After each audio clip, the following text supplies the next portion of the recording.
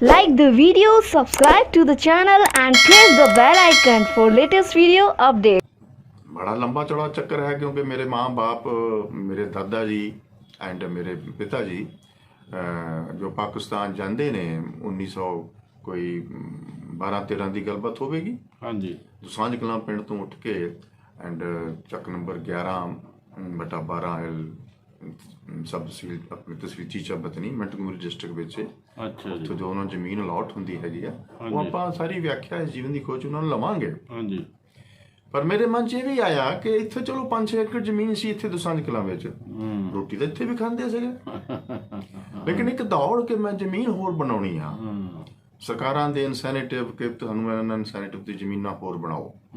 ਇਹ ਦੁਆਬੇ ਤੋਂ ਮਾਝੇ ਤੋਂ ਇੱਥੋਂ ਸਾਰੇ ਇਲਾਕੇ ਚੋਂ ਬਹੁਤ ਸਾਰੇ ਬਹੁਤ ਕਿਸਾਨਾਂ ਨੇ ਉੱਠ ਲੋਕੀ ਉਸ ਕੇ ਵੇਲੇ ਜਿਹੜੇ ਹੁਣ ਦੇ ਪਾਕਿਸਤਾਨ ਗਏ ਲੋਕੀ ਹਾਂਜੀ ਬਾਹਰ ਦਾ ਇਲਾਕਾ ਜਿਹਨੂੰ ਹੁਣ ਪਾਕਿਸਤਾਨ ਕਹਿੰਦੇ ਜਾ ਕੇ ਬਸੇ।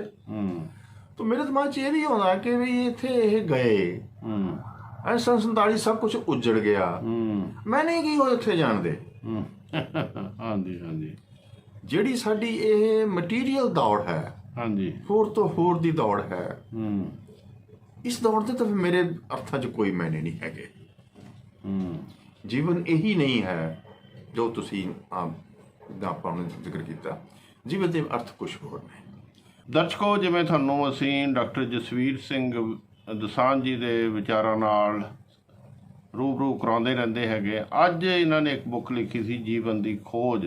ਉਹਦੇ ਵਿੱਚ ਇਹਨਾਂ ਨੇ ਕੀ ਮਨ ਦੇ ਵਿਚਾਰ ਸੀ, ਕੀ ਇਹਨਾਂ ਦੇ ਮਨ ਦੇ ਵਲਵਲੇ ਸੀ, ਜੋ ਕੁਝ ਇਹਨਾਂ ਨੇ ਦਰਸ਼ਕਾਂ ਨਾਲ ਜਾਂ ਵਿਊਅਰਜ਼ ਨਾਲ ਸ਼ੇਅਰ ਕਰਨ ਦੀ ਕੋਸ਼ਿਸ਼ ਕੀਤੀ ਸੀ, ਉਹਦੇ ਬਾਰੇ ਅਸੀਂ ਗੱਲਬਾਤ ਕਰਾਂਗੇ। ਡਾਕਟਰ ਸਾਹਿਬ, ਸਾਡੇ ਪ੍ਰੋਗਰਾਮ ਵਿੱਚ ਬਹੁਤ ਬਹੁਤ ਸਵਾਗਤ ਹੈਗਾ।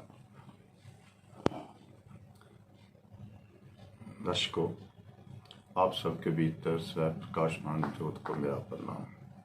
ਥੈਂਕ ਯੂ ਡਾਕਟਰ ਸਾਹਿਬ। ਇਹ ਜੀਵਨ ਦੀ ਖੋਜ ਇਹ ਕਿਵੇਂ ਸ਼ੁਰੂ ਹੋਈ? ਕੀ ਕੁਝ ਤੁਸੀਂ ਸੋਚਿਆ ਸੀ ਜਾਂ ਕੀ ਕਹਿਣਾ ਚਾਹੁੰਦੇ ਹੋ? पर सब जीवन की खोज बेसिकली है सच की खोज। ਜੀ एंड ये जो सच की खोज है, ਹਾਂਜੀ मेरी जज ये मनुख की उत्पत्ति तो पहला भी सी, ਅੱਛਾ ਜੀ क्योंकि जो कुछ भारती दर्शन तो मैं सीखा पढ़िया ਹਾਂਜੀ एंड ਉਹਦੇ प्रभाव थले जो कुछ मैं आत्मसात किया, ਜੀ ਉਹ 'ਚ ਗੁਰੂ ਦੀ ਕਿਰਪਾ ਐਂਡ ਆਲਮਾਈਟੀ ਦੀ ਗ੍ਰੇਸ ਤਾਂ ਹੈ ਹੀ ਹੈ। ਹਾਂਜੀ ਲੇਕਿਨ ਇੱਕ ਇਹ ਸਮਝ ਕਿ ਇਸ ਜੀਵਨ ਦੇ ਵਿੱਚ ਜੋ ਕੁਝ ਵੀ ਅਸੀਂ ਕਰਮ ਕਰਦੇ ਹਾਂ, ਹਾਂਜੀ ਇਹਦੇ ਵਿੱਚ ਇੱਕ ਜੋ ਜਿਹਨੂੰ ਅਸੀਂ ਬ੍ਰਹਮ ਕਹਿੰਦੇ ਹਾਂ, ਕੌਨਸ਼ੀਅਸਨੈਸ ਨੂੰ ਅਸੀਂ ਬ੍ਰਹਮ ਵੀ ਕਹਿੰਦੇ ਹਾਂ, ਹਾਂਜੀ ਜਾਂ ਬ੍ਰਹਮਾ ਦੀ ਡਿਜ਼ਾਇਰ, ਹਾਂਜੀ ਬ੍ਰਹਮਾ ਦੀ ਵਾਸਨਾ, ਬ੍ਰਹਮਾ ਦੀ ਕਾਮਨਾ। ਜੀ ਸੋ ਇਹ ਜਿਹੜੀ ਬ੍ਰਹਮ ਦੀ ਵਾਸਨਾ ਹੈ, ਉਹਦੇ ਵਿੱਚ ਇੱਕ ਵਾਸਨਾ ਇਹ ਬ੍ਰਹਮਾ ਦੀ ਵਾਸਨਾ ਹੀ ਹੈ ਕਿ ਜਾਣਿਆ ਜਾਵੇ ਕਿ ਸੱਚ ਕੀ ਹੈ। ਹਾਂਜੀ ਸੋ ਸੱਚ ਦੀ ਖੋਜ ਹੀ ਜੀਵਨ ਦੀ ਖੋਜ ਹੈ। ਹਾਂਜੀ ਹਾਂਜੀ ਸੋ ਜੀਵਨ ਤਾਂ ਮਨੁੱਖ ਦਾ ਹੋਣਾ, ਹਾਂਜੀ ਲੇਕਿਨ ਜਿਹੜਾ ਸੱਚ ਹੈ ਉਹ ਤਾਂ ਪਹਿਲਾਂ ਵੀ ਹੈ, ਹੁਣ ਵੀ ਹੈ, ਹਮੇਸ਼ਾ ਰਹਿੰਦਾ ਹੈ। ਹਾਂਜੀ ਸੋ ਮਨੁੱਖ ਦੀ ਉਤਪਤੀ ਤੋਂ ਪਹਿਲਾਂ ਵੀ ਇਹ ਸੱਚ ਹੈ। ਹਾਂਜੀ ਬਲਕਿ ਇੱਕ ਬਹੁਤ ਵੱਡਾ ਸਵਾਲ ਹੈ ਮਨੁੱਖ ਦੇ ਵਾਸਤੇ ਜੀ ਕਿ ਮਨੁੱਖ ਇਸ ਧਰਤੀ ਤੇ ਕਿਉਂ ਪੈਦਾ ਕੀਤਾ ਜਾਂਦਾ, ਕਿਉਂ ਆਉਂਦਾ, ਕਰਨ ਕੀ ਆਉਂਦਾ, ਜੀ ਜੀ ਜਾਂ ਅਸੀਂ ਕਹਿ ਲੈਂਦੇ ਹੈਗੇ ਕਿ what is the purpose of this life. ਜੀ ਜੀ ਇਸ ਜੀਵਨ ਦੇ ਕੋਈ ਮਾਇਨੇ ਹਨ? ਕਾਹਦੇ ਵਾਸਤੇ ਮਨੁੱਖ ਇੱਥੇ ਧਰਤੀ ਤੇ ਉਸ ਨੂੰ ਪੈਦਾ ਕੀਤਾ ਜਾਂਦਾ, ਜਨਮ ਲੈਂਦਾ, ਜਨਮ ਲੈ ਕੇ ਇਤਨੇ ਉਹ ਸਾਰਾ ਜੀਵਨ, ਇਸ ਜੀਵਨ ਦੀ ਜੋ ਇਸ ਜੀਵਨ ਦਾ ਜੋ ਕੁਰਕਸ਼ੇਤਰ ਹੈ, ਇਸ ਜੀਵਨ ਦਾ ਜੋ ਮਹਾਭਾਰਤ ਹੈ, ਉਸ ਦੇ ਵਿੱਚ ਉਹ ਇਤਨੀਆਂ ਐਂਗੁਇਸ਼, ਇਤਨੀਆਂ ਮਿਜ਼ਰੀਜ਼, ਇਤਨੀਆਂ ਫਰਸਟ੍ਰੇਸ਼ਨਸ, ਇਤਨੇ ਦੁੱਖ ਝੇਲਦਾ ਆ, ਇਤਨੀਆਂ ਬਿਮਾਰੀਆਂ ਝੇਲਦਾ ਆ। ਕੀ ਮੈਨੇ ਹੋਏ ਇਸ ਜੀਵਨ ਦੇ? ਜੀ ਜੀ ਜੀ एक बहुत बड़ा सवाल है। हाँ जी हाँ जी। ਜਿਸ ਤਰੀਕੇ ਨਾਲ ਇਹ ਇੱਕੋ ਇੱਕ ਸਵਾਲ ਹੈ ਜੀਵਨ ਦਾ ਕਿ ਜੀਵਨ ਦੇ ਮਾਇਨੇ ਕੀ ਹਨ, ਕਿਉਂ ਹੈ ਇਹ ਜੀਵਨ। ਉਸ ਸਵਾਲ ਦੇ ਵਿੱਚੋਂ ਹੀ ਇਹ ਨਿਕਲਦਾ ਕਿ ਇਹ ਜੋ ਜੀਵਨ ਦੀ ਖੋਜ, ਜੋ ਇਸ ਸਵਾਲ ਦੀ ਤਲਾਸ਼ ਵਿੱਚ ਇਹਦਾ ਹੱਲ ਕੱਢਣ ਤੁਰਦੇ ਆ, ਇਹਦਾ ਆਨਸਰ ਲੱਭਦੇ ਆ, ਤੇ ਫਿਰ ਇਹ ਜੀਵਨ ਦੀ ਅਸੀਂ ਖੋਜ ਕਰਦੇ ਆ। ਇੱਕ ਡਾਕਟਰ ਸਾਹਿਬ ਇਹਦੇ ਨਾਲ ਹੀ ਮੈਂ ਸਵਾਲ ਪੁੱਛਣਾ ਚਾਹੁੰਦਾ, ਆਮ ਤੌਰ ਤੇ ਜਿੰਨਾ ਕੁ ਮਾਡਰਨ ਸੈਟਅਪ 'ਚ ਬੱਚਾ ਜਨਮਦਾ ਹੈਗਾ, ਮਾਂ-ਬਾਪ ਉਹਨੂੰ ਪੜ੍ਹਾਉਂਦੇ ਲਿਖਾਉਂਦੇ ਹੈਗੇ, ਹਰ ਕੋਈ ਉਹਦੀ ਐਜੂਕੇਸ਼ਨ ਜਾਂ ਉਹਦਾ ਇਹ ਹੁੰਦਾ ਵੀ ਵਧੀਆ ਉਹ ਸੈਟਲ ਹੋਵੇ ਜ਼ਿੰਦਗੀ ਵਿੱਚ, ਪੈਸਾ ਕਮਾਵੇ, ਬਿਜ਼ਨਸ ਕਰੇ, ਕੁਛ ਅਫਸਰ ਬਣੇ, ਨਾ ਕਮਾਵੇ, ਭਲ ਕੇ ਸ਼ਾਦੀ ਹੋ ਗਈ, ਬੱਚੇ ਹੋਣ, ਵਧੀਆ ਇੱਕ ਠਾਠ ਬਾਠ ਨਾਲ ਰਹੇ ਤੇ ਫਿਰ ਤੁਰ ਜਾਂਦਾ ਹੈਗਾ। ਇਹਦੇ ਤੋਂ ਜ਼ਿਆਦਾ ਲੋਕੀ ਡੀਪਲੀ ਨਹੀਂ ਸੋਚਦੇ ਹੈਗੇ। ਤੁਸੀਂ ਇੰਨਾ ਡੀਪਲੀ, ਇੱਕ ਤੁਹਾਡੀ ਸਕਸੈਸਫੁਲ ਪ੍ਰੈਕਟਿਸ ਹੋਣ ਦੇ ਬਾਵਜੂਦ ਤੁਸੀਂ MD ਡਾਕਟਰ ਹੋ, ਤੁਹਾਡੇ ਮਨ 'ਚ ਇਹ ਕਿਵੇਂ ਮੋੜ ਆਇਆ ਮੈਂ ਜੀਵਨ ਨੂੰ ਖੋਜਾਂ? ਜੀਵਨ ਦੇ ਵਿੱਚ ਮੈਂ ਤੁਹਾਨੂੰ ਅੱਗੇ ਜ਼ਿਕਰ ਕੀਤਾ ਸੀਗਾ ਕਿ ਬਚਪਨ 'ਚ ਮੈਨੂੰ ਭਗਵਾਨ ਬੁੱਧ ਨੇ ਬਹੁਤ ਇੰਪ੍ਰੈਸ ਕੀਤਾ ਸੀ। ਹਾਂਜੀ ਹਾਂਜੀ। ਐਂਡ ਭਗਵਾਨ ਬੁੱਧ ਦੇ ਪਾਸੋਂ ਜੋ ਮੇਰੇ ਜ਼ਿਹਨ 'ਚ ਚੀਜ਼ ਦੱਸ ਗਈ ਸੀ, ਹਾਂਜੀ, ਉਹ ਇਹ ਸੀ ਕਿ ਭਗਵਾਨ ਬੁੱਧ ਕਹਿੰਦੇ ਜੀਵਨ ਦੁੱਖ ਹੈ। ਹਾਂਜੀ। ਜੀਵਨ ਦਾ, ਸੰਸਾਰ ਦਾ ਮੈਨੇ ਹੀ ਦੁੱਖ ਹੈ। ਹਾਂਜੀ। ਸੋ ਆਪਾਂ ਚੱਲਾਂਗੇ ਜੀਵਨ ਦੀ ਖੋਜ, ਜਿਵੇਂ ਜਿਵੇਂ ਨਾਵਲ ਮੇਰਾ ਤੁਸੀਂ ਜ਼ਿਕਰ ਕੀਤਾ। ਹਾਂਜੀ। ਇਹ ਜੋ ਡਾਕਟਰ ਦੋਸਾਂਝ ਨਾਲ ਤੁਸੀਂ ਗੱਲਬਾਤ ਕਰ ਰਹੇ ਹੋ, ਇਹਦੀ ਖੋਜ ਸ਼ੁਰੂ ਹੋ ਜਾਂਦੀ ਹੈਗੀ ਆ ਉਸ ਤੇ ਆਪਣੀ ਮਾਂ ਦੇ ਗਰਭ ਦੇ ਵਿੱਚੋਂ। ਹਾਂਜੀ। ਸੰਨ 47 ਦੀ ਪਾਰਟੀਸ਼ਨ ਹੋਈ। ਹਾਂਜੀ। ਔਰ ਉਸ ਵਕਤ ਇਹ ਵਿਅਕਤੀ ਮਾਂ ਦੇ ਗਰਭ ਵਿੱਚ ਸੀ ਜੀ। ਕੀ ਤਕਲੀਫਾਂ, ਕੀ ਮਿਜ਼ਰੀਜ਼, ਕੀ ਕੁਝ ਦੇਖਿਆ, ਉਹ ਆਪਾਂ ਆਉਣ ਵਾਲੇ ਹੋਰ ਐਪੀਸੋਡ ਵਿੱਚ ਉਹਨੂੰ ਵੀ ਵਿਆਖਿਆ ਕਰਾਂਗੇ। ਜੀ ਜੀ। ਪਰ ਅੱਜ ਦੇ ਵਿੱਚ ਜਿਹੜਾ ਸਾਡਾ ਮੁੱਖ ਸਵਾਲ ਹੈ, ਹਾਂਜੀ, ਉਹ ਹੈ ਕਿ ਜੀਵਨ ਦੀ ਖੋਜ ਜਾਂ ਸੱਚ ਦੀ ਖੋਜ, ਜਿਵੇਂ ਤੁਸੀਂ ਹੁਣ ਵੀ ਕਿਹਾ ਕਿ ਇਸ ਪਾਸੇ ਨੂੰ ਕਿਉਂ ਮੁੜੇ। ਹਾਂਜੀ। ਮਾਂ ਦੇ ਗਰਭ ਤੋਂ ਲੈ ਕੇ ਅੱਜ ਤੱਕ 73 ਸਾਲ ਮੇਰੇ ਪੂਰੇ ਹੋ ਜਾਣੇ ਨੇ ਕੱਲ੍ਹ ਨੂੰ। ਹਾਂਜੀ। 12 ਮਾਰਚ ਨੂੰ ਮੈਂ 73 ਦਾ ਪੂਰਾ ਹੋ ਜਾਣਾ, 74 ਮੈਂ ਸ਼ੁਰੂ ਹੋ ਜਾਣਾ। ਹਾਂਜੀ। ਐਂਡ ਇਹਨਾਂ 73 ਸਾਲਾਂ ਦੇ ਵਿੱਚ ਜੋ ਭਗਵਾਨ ਬੁੱਧ ਦੇ ਉਹ ਸ਼ਬਦ ਨੇ, ਉਹਨਾਂ ਨੇ ਮੇਰਾ ਪਿੱਛਾ ਨਹੀਂ ਛੱਡਿਆ। ਹਾਂਜੀ। तो बार बार ਇਹ ਆਵੇ ਕਿ ਪ੍ਰਭੂ ਨੇ, ਪਰਮਾਤਮਾ ਨੇ ਇਹ ਬੁੱਧੀ ਦਿੱਤੀ, ਇਹ ਵਿਵੇਕ ਦਿੱਤਾ, ਇਹ ਮੈਮਰੀ ਦਿੱਤੀ, ਇੰਨੀ ਲਿਆਕਤ ਦਿੱਤੀ, ਲੇਕਿਨ ਇਹ ਦੁੱਖ ਦੇ ਮੈਨੇ ਕੀ ਹੋਏ? ਹਾਂਜੀ। ਜੇ ਇਸ ਜੀਵਨ ਵਿੱਚ ਇਤਨੀ ਪੀੜਾ ਹੈ, ਇਤਨੀ ਵੇਦਨਾ ਹੈ, ਤਾਂ ਜੋ ਕੁਝ ਅਸੀਂ ਜੀਵਨ ਹੰਢਾ ਰਹੇ ਹਾਂ, ਇਹ ਅਸਲ ਜੀਵਨ ਨਹੀਂ। ਅੱਛਾ ਜੀ। ਇਹ ਮੇਰੇ ਬਚਪਨ ਤੋਂ ਹੀ, ਆਪਾਂ ਚੱਲਾਂਗੇ ਅੱਗੇ ਵੀ, ਲੇਕਿਨ ਇਹ ਬਚਪਨ ਤੋਂ ਹੀ ਇੱਕ ਇਹੋ ਜਿਹੀ ਵਿਚਾਰ ਆਉਂਦਾ ਰਿਹਾ, ਸੋਚ ਆਉਂਦੀ ਰਹੀ ਕਿ ਜੇ ਜੀਵਨ 'ਚ ਇੰਨਾ ਦੁੱਖ ਹੈ ਤੇ ਇਹ ਜੀਵਨ ਦੇ ਮੈਨੇ ਕੁਝ ਹੋ ਰਿਹਾ। ਇਹ ਜਿਹੜੇ ਤੁਸੀਂ ਹੁਣੇ ਇੱਕ ਹਿਸਟਰੀ ਮਨੁੱਖ ਦੇ ਜੀਵਨ ਦੀ ਦੱਸੀ ਆ ਕਿ ਜਨਮ ਹੁੰਦਾ ਆ, ਵੱਡਾ ਹੁੰਦਾ ਆ, ਵਿਆਹ ਹੁੰਦਾ ਆ, ਘਰ ਬਣਦਾ, ਪ੍ਰੋਪਰਟੀ ਬਣਦੀ, ਬਿਜ਼ਨਸ ਚਲਾਉਂਦਾ, ਬਿਜ਼ਨਸ 'ਚ ਕਾਮਯਾਬੀ, ਪੈਸੇ 'ਚ ਕਾਮਯਾਬੀ, ਮਟੀਰੀਅਲ ਡਿਵੈਲਪਮੈਂਟ 'ਚ ਕਾਮਯਾਬੀ ਨੂੰ ਅਸੀਂ ਸਮਝਦੇ ਹਾਂ ਕਿ ਸਾਡਾ ਬੜੀ ਸ਼ਾਨਦਾਰ ਜ਼ਿੰਦਗੀ, ਬੜੀ ਸ਼ਾਨਦਾਰ ਜ਼ਿੰਦਗੀ ਹੈਗੀ ਹੈ। ਹਾਂਜੀ। ਲੇਕਿਨ ਡਾਕਟਰ ਦੋਸਾਂਝ ਦੀ ਜੋ ਪਰਿਭਾਸ਼ਾ ਹੈ ਉਹ ਇਹਨਾਂ ਦੇ ਨਾਲ ਨਹੀਂ ਸੀ ਬੈਠਦੀ। ਹਾਂਜੀ।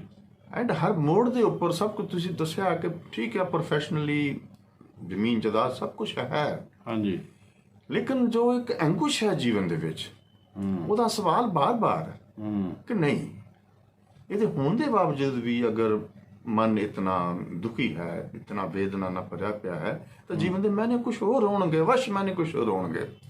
ਇਹ ਜਨਮ ਦੁੱਖ ਭੋਗਣ ਵਾਸਤੇ ਨਹੀਂ ਮਿਲਿਆ। ਸੋ ਇਹ ਜਿਹੜੀ ਇੱਕ ਜਗਿਆਸਾ ਸੀ, ਕੁਐਸਟ ਸੀ, ਇੱਕ ਸੀਕਿੰਗ ਸੀ ਕਿ ਪਰਪਸ ਆਫ ਦਿਸ ਲਾਈਫ ਕੀ ਹੈ, ਕਿਉਂ ਇਹ ਜਨਮ ਹੁੰਦਾ ਹੈ। ਹਾਂਜੀ। ਬੜਾ ਲੰਬਾ ਚੌੜਾ ਚੱਕਰ ਹੈ, ਕਿਉਂਕਿ ਮੇਰੇ ਮਾਂ ਬਾਪ, ਮੇਰੇ ਦਾਦਾ ਜੀ ਐਂਡ ਮੇਰੇ ਪਿਤਾ ਜੀ ਜੋ ਪਾਕਿਸਤਾਨ ਜਾਂਦੇ ਨੇ ਕੋਈ 12-13 ਦੀ ਗੱਲਬਾਤ ਹੋਵੇਗੀ। ਹਾਂਜੀ ਦੁਸਾਂਝ ਕਲਾਂ ਪਿੰਡ ਤੋਂ ਉੱਠ ਕੇ ਐਂਡ ਚੱਕ ਨੰਬਰ 11/12 ਸਬ ਤਹਿਸੀਲ ਆਪਣੀ ਤਹਿਸੀਲ ਚੀਚਾ ਬਤਨੀ ਮੰਟਗੋਮਰੀ ਡਿਸਟ੍ਰਿਕਟ ਵਿੱਚ ਅੱਛਾ ਜੀ ਉੱਥੇ ਜੋ ਉਹਨਾਂ ਨੂੰ ਜ਼ਮੀਨ ਅਲਾਟ ਹੁੰਦੀ ਹੈਗੀ ਆ, ਉਹ ਹਾਂਜੀ। ਆਪਾਂ ਸਾਰੀ ਵਿਆਖਿਆ ਇਸ ਜੀਵਨ ਦੀ ਖੋਜ ਉਹਨਾਂ ਨੂੰ ਲਵਾਂਗੇ। ਹਾਂਜੀ ਪਰ ਮੇਰੇ ਮਨ 'ਚ ਇਹ ਵੀ ਆਇਆ ਕਿ ਇੱਥੇ ਚਲੋ 5-6 ਏਕੜ ਜ਼ਮੀਨ ਸੀ ਇੱਥੇ ਦੁਸਾਂਝ ਕਲਾਂ ਵਿੱਚ, ਰੋਟੀ ਤਾਂ ਇੱਥੇ ਵੀ ਖਾਂਦੇ ਸੀਗੇ, ਲੇਕਿਨ ਇੱਕ ਦੌੜ ਕੇ ਮੈਂ ਜ਼ਮੀਨ ਹੋਰ ਬਣਾਉਣੀ ਆ। ਸਰਕਾਰਾਂ ਦੇ ਇਨਸੈਨੇਟਿਵ ਕਿ ਤੁਹਾਨੂੰ ਇਹਨਾਂ ਇਨਸੈਨੇਟਿਵ ਦੀ ਜ਼ਮੀਨਾਂ ਹੋਰ ਬਣਾਓ। ਇਹ ਦੁਆਬੇ ਤੋਂ ਮਾਝੇ ਤੋਂ ਇੱਥੋਂ ਸਾਰੇ ਇਲਾਕੇ ਚੋਂ ਬਹੁਤ ਸਾਰੇ ਬਹੁਤ ਕਿਸਾਨਾਂ ਨੇ ਉੱਠ ਲੋਕੀ ਉਸ ਕੇ ਵੇਲੇ ਜਿਹੜੇ ਹੁਣ ਦੇ ਪਾਕਿਸਤਾਨ ਗਏ ਲੋਕੀ, ਹਾਂਜੀ ਬਾਹਰ ਦਾ ਇਲਾਕਾ ਜਿਹਨੂੰ ਹੁਣ ਪਾਕਿਸਤਾਨ ਕਹਿੰਦੇ ਉਹ ਜਾ ਕੇ ਬਸੇ। ਤਾਂ ਮੇਰੇ ਦਿਮਾਗ 'ਚ ਇਹ ਵੀ ਆਉਂਦਾ ਕਿ ਵੀ ਇੱਥੇ ਇਹ ਗਏ, ਐ 47 ਸਭ ਕੁਝ ਉੱਜੜ ਗਿਆ, ਮੈਂ ਨਹੀਂ ਕੀ ਉਹ ਇੱਥੇ ਜਾਣਦੇ। ਹਾਂਜੀ ਹਾਂਜੀ ਜਿਹੜੀ ਸਾਡੀ ਇਹ ਮਟੀਰੀਅਲ ਦੌੜ ਹੈ, ਹਾਂਜੀ ਹੋਰ ਤੋਂ ਹੋਰ ਦੀ ਦੌੜ ਹੈ, ਇਸ ਦੌੜ ਦੇ ਤਾਂ ਫਿਰ ਮੇਰੇ ਅਰਥਾਂ 'ਚ ਕੋਈ ਮਾਇਨੇ ਨਹੀਂ ਹੈਗੇ। ਜੀਵਨ ਇਹੀ ਨਹੀਂ ਹੈ ਜੋ ਤੁਸੀਂ ਆਪਾਂ ਨੇ ਜ਼ਿਕਰ ਕੀਤਾ। ਜੀਵਨ ਦੇ ਅਰਥ ਕੁਝ ਹੋਰ ਨੇ। ਉਹਨਾਂ ਦੀ ਖੋਜ ਦੇ ਵਿੱਚ ਕੀ ਛਿਪੀ ਹੋਈ ਹੈ, ਇਹ ਸੱਚ ਦੀ ਖੋਜ। ਠੀਕ ਹੈ ਜੀ। ਐਂਡ ਭਾਰਤ ਸਾਹਿਬ ਇਹ ਬੜੀ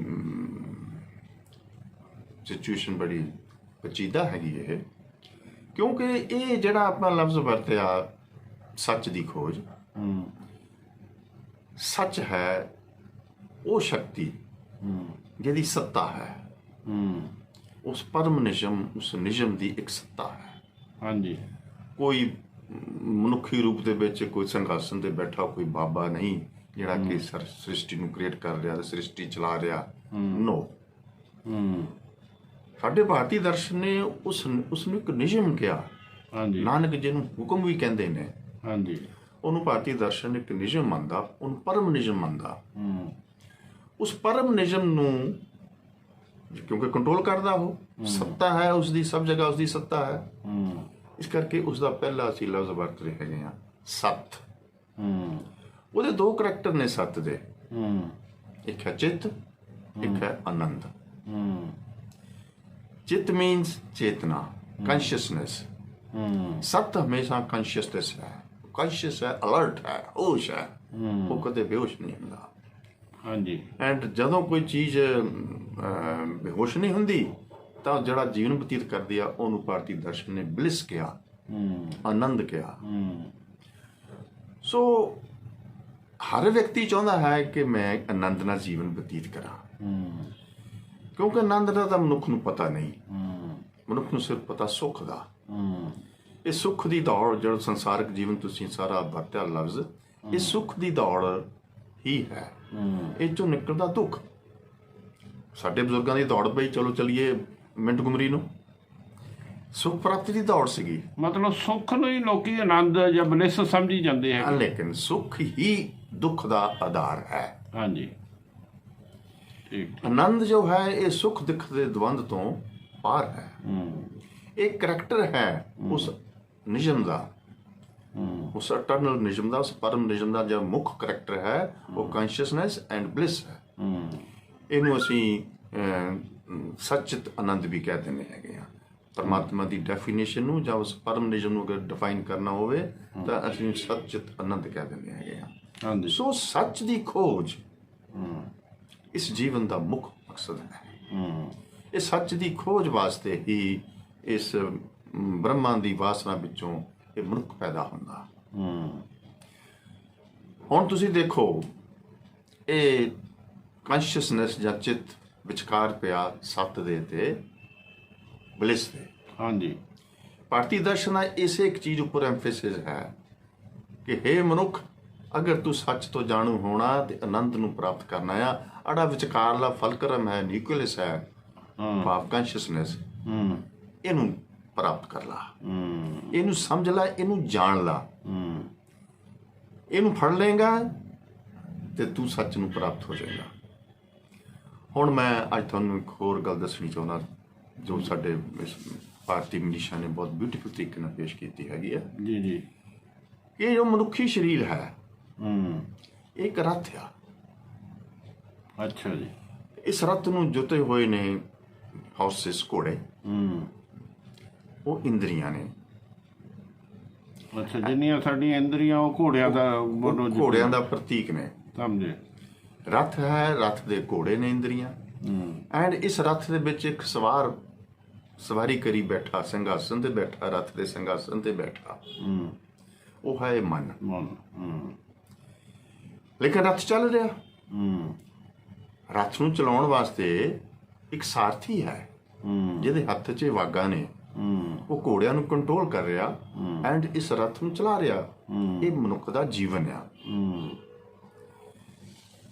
ਇਸ ਮਨੁੱਖੀ ਜੀਵਨ ਵਿੱਚ ਇੱਕ ਬਹੁਤ ਹੀ ਬਿਊਟੀਫੁਲ ਐਂਡ ਖਤਰਨਾਕ ਵਰਤਾਰਾ ਹੁੰਦਾ ਜਿਹਨੂੰ ਅਸੀਂ ਕਹਿੰਦੇ ਹੈਗੇ ਆ ਕਲਚਰਲ ਕੰਡੀਸ਼ਨਿੰਗ। ਇਹਦੇ ਪ੍ਰਤੀ ਵੀ ਆਪਾਂ ਅਗਲੇ ਕੁਝ ਐਪੀਸੋਡ 'ਚ ਵਿਆਖਿਆ ਡਿਟੇਲ 'ਚ ਕਰਾਂਗੇ।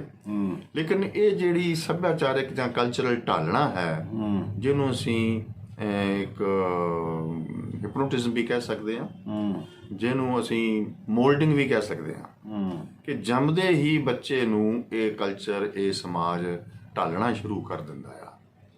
ਆਪਣੇ ਤਰੀਕੇ ਨਾਲ ਬੱਚੇ ਨੂੰ ਜਿਹੜੀ ਢਾਲਣਾ ਹੈ ਉਹਨੂੰ ਅਸੀਂ ਇੱਕ ਲਫ਼ਜ਼ ਦਿੰਦੇ ਹੈਗੇ ਆ ਕਲਚਰਲ ਮੋਲਡਿੰਗ ਜਾਂ ਕਲਚਰਲ ਕੰਡੀਸ਼ਨਿੰਗ। ਹਾਂਜੀ, ਉਸ ਕਲਚਰਲ ਮੋਲਡਿੰਗ ਜਾਂ ਕਲਚਰਲ ਕੰਡੀਸ਼ਨਿੰਗ ਦਾ ਫਾਇਦਾ ਤਾਂ ਬਹੁਤ ਹੈ ਕਿਉਂਕਿ ਮਨੁੱਖ ਫਿਰ ਹੀ ਬਣੇਗਾ ਜੇ ਇਸ ਤਰੀਕੇ ਨਾਲ ਢਾਲਿਆ ਜਾਏਗਾ। ਜੀ ਜੀ। ਲੇਕਿਨ ਇਹ ਕਲਚਰਲ ਮੋਲਡਿੰਗ ਹੀ ਮਨੁੱਖ ਨੂੰ ਇੱਕ ਬਹੁਤ ਹੀ ਖਤਰਨਾਕ ਵਰਤਾਰੇ 'ਚ ਲੈ ਜਾਂਦੀ ਹੈਗੀ ਆ।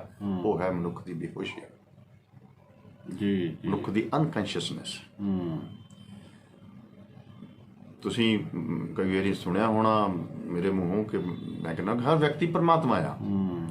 ਹਰ ਵਿਅਕਤੀ ਪਰਮਾਤਮਾ ਕਿਉਂ ਹੈ ਕਿ ਹਰ ਵਿਅਕਤੀ ਉਸ ਜਿਹੜਾ ਉਹ ਸੈਂਟਰਲ ਨਿਯਮ ਹੈ ਚੇਤਨਾ ਦਾ, ਕੰਸ਼ੀਅਸਨੈਸ ਦਾ, ਉਹਦੇ ਵਿੱਚ ਪਿਆ ਹੋਇਆ। ਉਹਦੇ ਬਗੈਰ ਤਾਂ ਜੀਵਨ ਹੋ ਹੀ ਨਹੀਂ ਸਕਦਾ। ਹਾਂ, ਅਸੀਂ ਉਸ ਕੰਸ਼ੀਅਸਨੈਸ ਨੂੰ ਭੁੱਲ ਸਕਦੇ ਹਾਂ। ਸਾਰੀ ਚੀਜ਼ ਆ ਕੇ ਇੱਥੇ ਖੜ ਜਾਂਦੀ ਹੈਗੀ ਆ।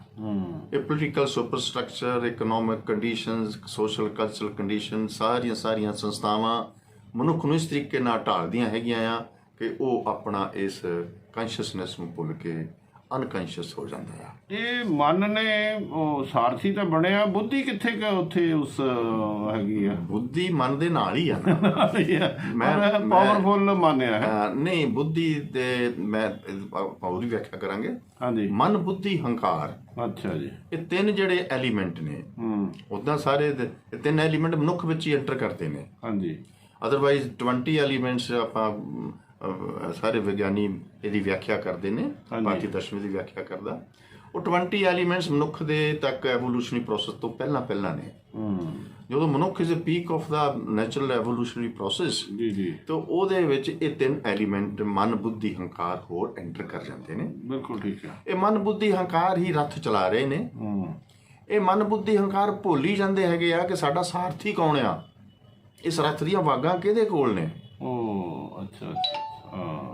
ਇਤਨੀ ਵੱਡੀ ਬੇਹੋਸ਼ੀ, ਕਲਚਰ ਕੰਡੀਸ਼ਨ, ਕਲਚਰ ਮੋਲਡਿੰਗ, ਇਹ ਸਮਾਜ ਇਤਨੀ ਵੱਡੀ ਕੰਡੀਸ਼ਨ ਕਰ ਦਿੰਦਾ ਹੈਗਾ ਆ ਕਿ ਇਹ ਜਿਹੜਾ ਸਵਾਰ ਹੈ, ਮਾਲਕ ਹੈ ਇਸ ਰੱਥ ਦਾ, ਬੈਠਾ ਆਪਣੇ ਸਿੰਘਾਸਣ ਦੇ ਉੱਪਰ ਰੱਥ ਦੇ, ਉਹ ਮਨ, ਬੁੱਧੀ, ਹੰਕਾਰ ਹੈ। ਘੋੜੇ ਉਹਦੇ ਮੋਹਰੇ ਨੇ, ਰੱਥ ਚੱਲ ਰਿਹਾ, ਲੇਕਿਨ ਉਹ ਕੌਣ ਚਲਾ ਰਿਹਾ ਰੱਥ ਨੂੰ? ਸਾਰਥੀ। ਸੋ ਆਪਾਂ ਜਿਹੜਾ ਸ਼ੁਰੂ ਕੀਤਾ ਸਾ ਕਿ ਜੀਵਨ ਦੀ ਖੋਜ ਕਹਿ ਲਈਏ ਜਾਂ ਸੱਚ ਦੀ ਖੋਜ ਕਹਿ ਲਈਏ, ਬੇਸਿਕਲੀ ਇਸ ਜੀਵਨ ਦੇ ਵਿੱਚ ਉਹ ਉਸ ਸਾਰਥੀ ਦੀ ਖੋਜ ਹੈ। ਜੀ ਜੀ। ਰੱਥ ਵੀ ਹੈ, ਘੋੜੇ ਵੀ ਨੇ, ਘੋੜਿਆਂ ਨੂੰ ਰੱਥ 'ਚ ਬੈਠਾ ਹੋਇਆ ਮਾਲਕ ਵੀ ਹੈ, ਲੇਕਿਨ ਉਸ ਨੂੰ ਚਲਾਉਣ ਵਾਲਾ ਸਾਰਥੀ ਵੀ ਹੈ। ਉਹ ਸਾਰਥੀ ਨੂੰ ਭੁੱਲਣਾ ਹੀ ਮਨੁੱਖ ਦੀ ਬੇਹੋਸ਼ੀ ਹੈ। ਇਹ ਜਿਹੜਾ ਡਾਕਟਰ ਸਾਹਿਬ ਤੁਸੀਂ ਜੀਵਨ ਦੀ ਖੋਜ ਲਿਖਿਆ ਹੈਗਾ, ਇਹ ਬੇਸਿਕਲੀ ਤੁਸੀਂ ਮੇਰੇ ਨਾਲ ਸ਼ੇਅਰ ਕੀਤੀ ਸੀ। ਸਮਝੋ ਤੁਹਾਡੀ ਆਪਣੀ ਇੱਕ ਆਤਮ ਕਥਾ ਹੈਗੀ ਆ, ਜਿਹੜਾ ਤੁਸੀਂ ਇੱਕ ਉਹਦਾ ਵਿੱਚ ਕਰੈਕਟਰ ਲਏ ਹੋ ਹੈਗੇ ਆਪਣੇ ਨਾਵਲ ਵਿੱਚ ਬਿਲਡ ਕੀਤਾ ਹੈਗੇ। ਇਹ ਕਨਕਲੂਡ ਕੀ ਕੀਤਾ ਹੈਗਾ, ਕਿੰਨਾ ਕੁ ਫਿਰ ਤੁਸੀਂ ਅਸੀਂ ਹੌਲੀ ਹੌਲੀ ਸਾਰੇ ਪੜਾਵਾਂ ਤੇ ਗੱਲ ਕਰਾਂਗੇ।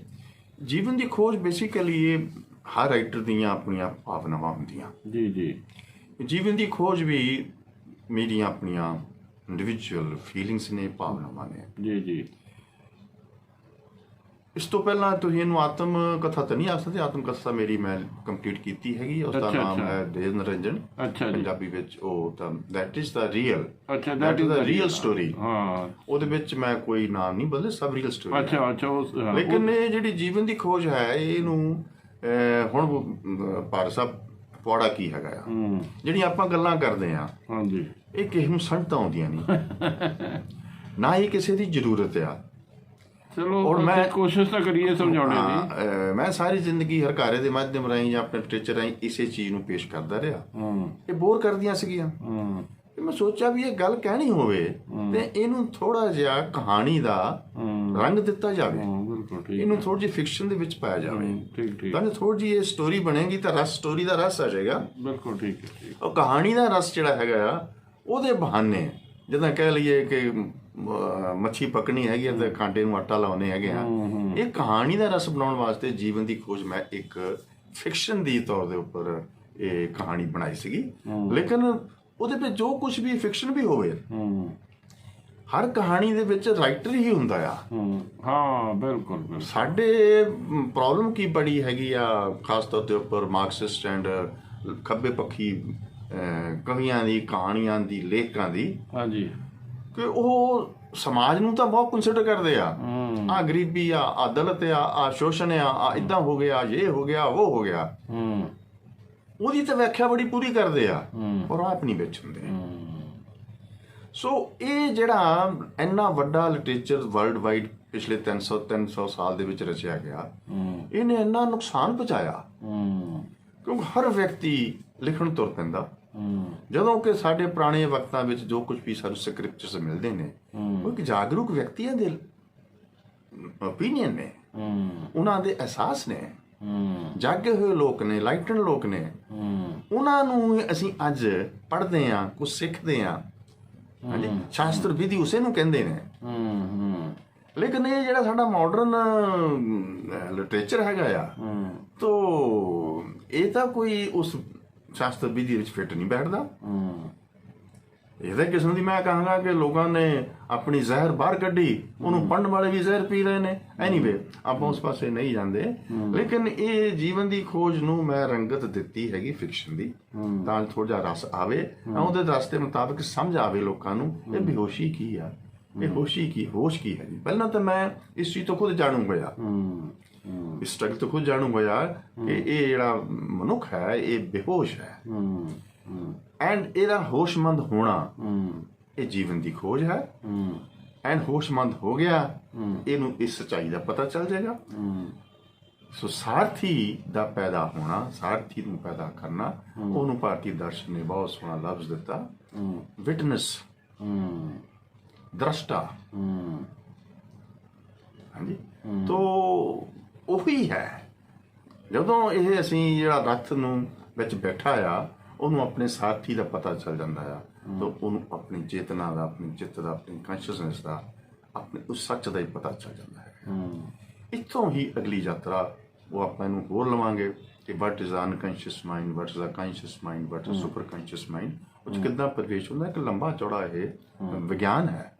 ਇੱਕ ਲਾਸਟ ਸਵਾਲ ਮੈਂ ਪੁੱਛਣਾ ਚਾਹਾਂਗਾ ਤੁਹਾਡੀ, ਤੁਸੀਂ ਦੱਸਿਆ ਕੱਲ you wood B entering 74th year. ਹਾਂਜੀ, ਇਹਦੇ ਵਿੱਚ ਤੁਸੀਂ ਜੀਵਨ ਦੀ ਖੋਜ ਕਰਨ ਵਾਲੇ ਕਿੰਨੇ ਕੁ ਬੰਦੇ ਦੇਖੇ ਹੈਗੇ, ਕੁਝ ਲੱਭੇ ਕਿ ਨਹੀਂ? ਬਾਕੀ ਸਾਰੇ ਆਲੇ ਦੁਆਲੇ ਡਾਰਕ ਵਿੱਚ ਘੁੰਮੀ ਜਾਂਦੇ। ਫਾਰਿਸ ਸਾਹਿਬ, ਤੁਹਾਡਾ ਇਹ ਸਵਾਲ ਮੈਂ ਇਹਦਾ ਚਾਹਾਂਗਾ ਕਿ ਮੇਰੇ ਜੀਵਨ ਜਿਤਨੇ ਵੀ ਰਾਈਟਰ ਆਏ, ਹਾਂਜੀ, ਜਾਂ ਕਿਸੇ ਪ੍ਰਕਾਰ ਦੇ ਵੀ ਕੋਈ ਕੋਮਲ ਕਲਾਕਾਰ ਆਏ, ਤੋ ਵਿੱਚ ਕੋਈ ਸ਼ੱਕ ਨਹੀਂ ਕਿ ਗਿਣਤੀ ਮਿਣਤੀ ਦੇ ਜਿਵੇਂ ਰਵਿੰਦਰਨਾਥ ਟੈਗੋਰ ਹੈ, ਐਂਡ ਕੁਝ ਹੋਰ ਵੀ ਹੋਣਗੇ।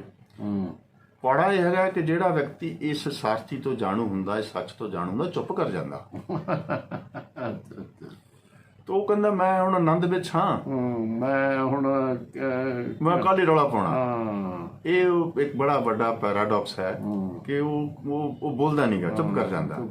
ਪਰ ਫਿਰ ਵੀ ਜਿਹੜੇ ਕੁਝ ਇਸ ਚੀਜ਼ ਨੂੰ ਹੁੰਦੇ ਨੇ ਕਿ ਜਦੋਂ ਬੁੱਧ ਕਹਿੰਦਾ ਕਿ ਨਹੀਂ, ਜਿਹੜਾ ਕੰਪੈਸ਼ਨ ਐਂਡ ਲਵ ਹੈ, ਅਗਰ ਤੁਸੀਂ ਇਹ ਪ੍ਰਾਗਿਆ ਪ੍ਰਾਪਤ ਕੀਤਾ ਤੇ ਇਹ ਤੁਹਾਡਾ love and compassion the fundamental duty ਬਣਦੀ, ਉਹਨੂੰ ਸਪਰੈਡ ਕਰੋ। ਲੇਕਿਨ ਮੈਂ ਇਹ ਸਵਾਲ ਬਹੁਤ ਸਾਰੇ ਆਪਣੇ ਰਾਈਟਰਸ ਮਿੱਤਰਾਂ ਨੂੰ ਪੁੱਛਿਆ, ਅੱਛਾ, ਜਿਹੜਾ ਮੈਂ ਤੁਹਾਨੂੰ ਪੁੱਛਿਆ ਜਾਂ ਤੁਸੀਂ ਮੈਨੂੰ ਪੁੱਛਿਆ ਕਿ ਵੀ ਮੈਨੂੰ ਦੱਸੋ ਸਹੀ, ਕਿੰਨਿਆਂ ਕੁ ਗੀਤਕਾਰਾਂ ਨੇ, ਸੰਗੀਤਕਾਰਾਂ ਨੇ, ਕਵੀਆਂ ਨੇ, ਰਾਈਟਰਸ ਨੇ ਸਾਰਥੀ ਨੂੰ ਪ੍ਰਾਪਤ ਕੀਤਾ? ਕਿਤੇ ਕਿਤੇ ਮਿਲ ਵੀ ਜਾਂਦੇ ਨੇ। ਜਿਵੇਂ ਮੈਂ ਤੁਹਾਨੂੰ ਦੱਸਦਾ ਇੱਕ ਉਹ ਹੈਗਾ ਸਰੋਤ ਵਾਦਨ ਆ, ਇੱਕ ਹੈਗੇ ਨੇ ਸ਼ਰਮਾ ਜੀ, ਸ਼ਰਮਾ ਜੀ ਬੜੇ ਫੇਮਸ ਨੇ ਉਹ। ਹਾਂਜੀ। ਤੇ ਉਹ ਮੈਂ ਇਹਨਾਂ ਨੂੰ ਸੁਣ ਰਿਹਾ ਸੀ, ਮੈਨੂੰ ਬਹੁਤ ਚੰਗਾ ਲੱਗਾ। ਉਹ ਕਹਿੰਦੇ ਕਿ ਮੈਂ ਇੱਕ ਫੰਕਸ਼ਨ ਆਪਣਾ ਦੇਣ ਗਿਆ ਤੇ ਉੱਥੇ ਮੈਂ ਇਹਨਾਂ ਨੂੰ ਕਿਹਾ ਮੈਂ ਕਿੰਨਾ ਸਮਾਂ ਲੱਗੇਗਾ ਮੈਨੂੰ ਪਤਾ ਨਹੀਂ ਇਹ ਇੰਸਟਰੂਮੈਂਟ ਵਜਾਉਣ ਤੇ, ਲੇਕਿਨ ਜਦੋਂ ਇਹ ਖਤਮ ਹੋ ਜਾਏ ਤਾਂ ਤੁਸੀਂ ਕਿਸੇ ਨੇ ਤਾੜੀ ਨਹੀਂ ਮਾਰਨੀ। ਬਿਲਕੁਲ ਠੀਕ ਹੈ। ਸ਼ਿਵ ਕੁਮਾਰ ਸ਼ਰਮਾ। ਹਾਂਜੀ। ਆਖਿਰ ਤਾੜੀ ਕਿਉਂ ਨਹੀਂ ਮਾਰਨੀ ਕਿ ਬੜੀ ਮੁਸ਼ਕਲ ਦੇ ਨਾਲ ਤਾਂ ਇਸ ਯਾਤਰਾ ਨੂੰ ਅਸੀਂ ਪਕੜਨਾ, ਸਾਰਥੀ ਦੀ ਯਾਤਰਾ ਵੱਲ ਨੂੰ ਅਸੀਂ ਇਸ ਮਿਊਜ਼ਿਕ ਨੂੰ ਆਧਾਰ ਬਣਾ ਕੇ ਉਸ ਪਾਸੇ ਨੂੰ ਜਾਣਾ। ਅੱਧਾ ਘੰਟਾ ਲੱਗੂ, ਪੌਣਾ ਘੰਟਾ ਲੱਗੂ, ਘੰਟਾ ਲੱਗੂ ਆਨੰਦ ਵਿੱਚ ਪਹੁੰਚਣ ਲਈ, ਤੇ ਤੁਸੀਂ ਤਾੜੀ ਮਾਰ ਕੇ ਸਾਰਾ ਆਨੰਦ ਭੰਨ ਦੇਣਾ। ਬਿਲਕੁਲ ਠੀਕ। ਸੋ ਉਹਦਾ ਮਕਸਦ ਸੀ ਕਿ ਇਹਨਾਂ ਚੀਜ਼ਾਂ ਨੂੰ ਆਧਾਰ ਬਣਾ ਕੇ ਦੇ ਹੋਏ, ਜਿਵੇਂ ਨਾਨਕ ਨੇ ਕਹਿੰਦੇ ਨੇ ਗਾ ਕੇ ਉਹਨੂੰ ਪਾ ਲਿਆ। ਇਹ ਕੋਮਲ ਕਲਾਕਾਰ ਜਾਂ ਰਾਈਟਰਸ ਦਾ ਜਿਹੜਾ ਫੰਡਾਮੈਂਟਲ ਉਹਨੂੰ ਇਹ ਟੈਲੈਂਟ ਮਿਲਿਆ, ਉਹ ਇਹ ਸਾਰਥੀ ਨੂੰ ਪ੍ਰਾਪਤ ਕਰਨਾ, ਇਸ ਕੌਨਸ਼ੀਅਸਨੈਸ ਤੋਂ ਜਾਂ ਅਲਰਟ ਹੋਣਾ ਜਾਂ ਅਵੇਅਰ ਹੋਣਾ ਜਾਂ ਜਾਗਰੂਕ ਹੋਣਾ ਉਹਦਾ ਆਧਾਰ ਹੈ। ਲੇਕਿਨ ਅਨਫੋਰਚੂਨੇਟਲੀ ਬਹੁਤ ਵੱਡੀ ਟ੍ਰੈਜਡੀ ਹੈਗੀ ਸਾਡੇ ਰਾਈਟਰਸ ਦੀ, ਉਹ ਲਿਖਦੇ ਹੀ ਕੁਛ ਨਾ ਕੁਛ ਪ੍ਰਾਪਤ ਕਰਨ ਵਾਸਤੇ ਆ। ਮੈਨੂੰ ਆਹ ਵੀ ਅਵਾਰਡ ਮਿਲ ਜਾਵੇ, ਮੈਨੂੰ ਆਹ ਵੀ ਅਵਾਰਡ ਮਿਲ ਜਾਵੇ, ਮੈਨੂੰ ਫਲਾਨਾ ਅਵਾਰਡ ਮਿਲ ਜਾਵੇ, ਮੈਨੂੰ ਇੰਟਰਨੈਟ ਨੋਬਲ ਪ੍ਰਾਈਜ਼ ਤੱਕ ਉਹਨਾਂ ਦੇ ਮਨ 'ਚ ਆ ਜਾਂਦਾ ਹੈਗਾ। ਜਦੋਂ ਜਿੱਥੇ ਦੌੜ ਹੈ ਅਸਲੀ ਨਿਸ਼ਾਨੇ ਨੂੰ ਟੱਚ ਨਹੀਂ ਕਰਦੇ, ਉਸ ਪਾਸੇ ਨੂੰ ਮੁੜਦੇ ਨਹੀਂ। ਸੋ ਇਸ ਕਰਕੇ ਜਿਹੜੇ ਮੁੜਦੇ ਹੈਗੇ, ਮੈਂ ਫਿਰ ਰਿਪੀਟ ਕਰਾਂਗਾ ਕਿ ਉਹ ਕਹਿੰਦੇ ਆਪਾਂ ਹੁਣ ਠੀਕ ਹੈ ਪਣਕਾਰੀ ਬੋਲਣਾ, ਲੇਕਿਨ ਆਪਾਂ ਇਹਨੂੰ ਕੰਟੀਨਿਊ ਰੱਖਾਂਗੇ ਸਾਰੀ ਚੀਜ਼। ਅੱਜ ਤਾਂ ਆਪਾਂ ਇਹਦਾ ਸ਼ੁਰੂਆਤ ਕੀਤੀ ਹੈਗੀ। ਚਲੋ ਵਧੀਆ। ਬਹੁਤ ਸੋਹਣੀਆਂ ਡਾਕਟਰ ਸਾਹਿਬ ਤੁਸੀਂ ਗੱਲਾਂ ਕੀਤੀਆਂ। ਆਪਾਂ ਆਸ ਕਰਦੇ ਸਾਡੇ ਅੱਜ ਦੇ ਪ੍ਰੋਗਰਾਮ ਦੇਖ ਕੇ ਘੱਟੋ ਘੱਟ 2, 4, 5, 10 ਲੋਕੀ ਵੀ ਜ਼ਰੂਰ ਮੁੜਨਗੇ ਆਪਣੇ ਸੱਚ ਦੀ ਭਾਲ ਵਿੱਚ। ਬਹੁਤ ਬਹੁਤ ਮਿਹਰਬਾਨੀ ਡਾਕਟਰ। ਇੱਕ ਵਾਰ ਫਿਰ ਆਪ ਸਭ ਕੇ बीच स्वयं प्रकाश नंदजोत को मेरा प्रणाम। धन्यवाद। Thank you sir. Thank you doctor साहब।